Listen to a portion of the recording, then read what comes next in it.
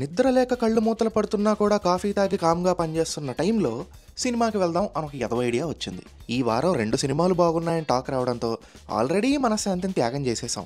ఇంకా నిద్ర ఒక లెక్క అని చెప్పి 2 సినిమాలకి టికెట్లు తీసేసుకొని జుయ్ అనుకుంటూ వెళ్ళిపోయా. థియేటర్కి చేరుకున్నాక ఒట్టి చేతులతో లోపలికి వెళ్తే విజయ్ యాంటోనీ ఏమైనా అనుకుంటాడేమో అని ఒక కోకు పాప్కార్న్ తీసుకొని ఖాళీగా ఉన్న థియేటర్లో మార్గన్ సినిమా కోసం క్యూరియస్గా వెయిట్ చేశా. తెచ్చుకున్న పాప్కార్న్లో సగం అయిపోయినా కూడా సినిమా ఇంకా మొదలవలేదు. కానీ సినిమా మొదలైనప్పటి నుంచి ఒక్క క్షణం కూడా వేస్ట్ చేయకుండా ఒక మంచి సీరియల్ కిల్లర్ సెటప్తో ఇంట్రెస్టింగ్గా ముందుకెళ్ళింది.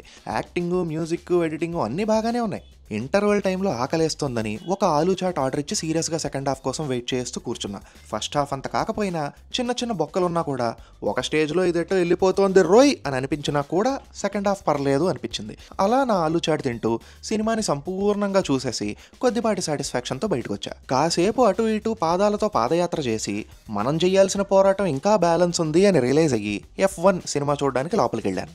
ఈసారి మార్పు మంచికే అని చెప్పి కోక్ కాకుండా ఒక పల్పీ ఆరెంజ్ శాండ్విచ్ తీసుకొని రేసింగ్ కార్లు జుయ్ జుయ్ అని వెళ్ళిపోయే సినిమా చూడడానికి రెడీ అయిపోయాను. డైరెక్టర్ ఎన్ని సీసాల రెడ్ బుల్ తాగి ఈ సినిమా తీసాడో తెలియదు కానీ సినిమా మాత్రం అదిరిపోయిందబ్బా. మీకు కార్ రేసింగులు చూసే అలవాటు లేకపోయినా పర్లేదు కానీ ఈ సినిమా మాత్రం అర్జెంటుగా చూసేయండి. Story, screen play, camera, music, editing wow. ఏ పాయింట్లోనూ కొంచెం కూడా బోర్ కొట్టకుండా కొన్నిసార్లు అయితే బాగా ఎమోషనల్ అయిపోయేలా తీశారు సినిమాని. థియేటర్లో ఉన్న జనాలు సినిమాలో ఎంత లీనమైపోయారు అంటే మధ్యలో ఇంటర్వెల్ ఇచ్చినందుకు ఆపరేటర్ని కూడా బండబూతులు తిట్టుకున్నారు. అస్సలు ఈ సినిమాని ఐమాక్స్లో కదా చూడాలనిపించింది నాకు. తర్వాత నేను ఉన్న ఊళ్ళో ఐమాక్స్ లేదని రియలైజ్ అయ్యి సెకండ్ హాఫ్ని కూడా బీభత్సంగా ఎంజాయ్ చేసి ఒక super fantastic mind blowing unbelievable cinema చూసాం అన్న ఫీలింగ్తో జుయ్ అని డ్రైవ్ చేసుకుంటూ ఇంటికి వెళ్ళిపోయాను.